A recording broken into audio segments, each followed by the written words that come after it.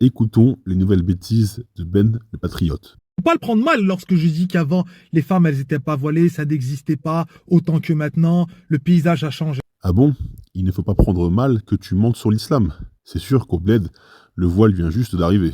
Faut toujours vous montrer les preuves. C'est pas méchant, c'est un constat. On voit bien, voilà. Je vais vous montrer plusieurs photos d'avant. Les filles d'avant, très classe, pas vulgaire. Mariage à l'algérienne, pas de voile. On le voit très bien.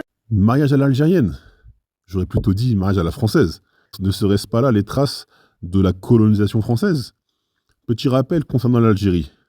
Ton beau pays, la France, a colonisé l'Algérie de 1830 à 1962, car ils ne voulaient pas rembourser leurs dettes envers l'Algérie.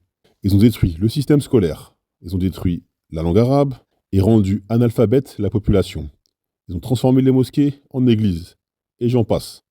Donc c'est normal qu'il faille du temps pour que les Algériens retrouvent leur plénitude, que ce soit d'un point de vue religieux ou modernité. 2025. On voit clairement le changement. Alors, je dis encore une fois, ne vous vexez pas, ne vous braquez pas, mais ça vient d'Arabie Saoudite et du wahhabisme. La seule chose que je vois, c'est une photo libre de droit prise sur Internet et une photo d'une manifestation. Elles sont les photos des mariages. J'aimerais bien les voir pour comparer. Et c'est l'une des raisons pour laquelle les Français se sont braqués. C'est simple à comprendre. Quand on voit les anciens de notre pays, la France, qui voient d'année en année le pays changer, c'est normal qu'il y ait un système de défense qui s'applique. Les gens ne comprennent pas, ils se défendent, ils se disent oh, qu'est-ce qui se passe? Ils sont méfiants. Voyons un peu comment s'habillaient les femmes bretonnes il y a 100 ans de cela.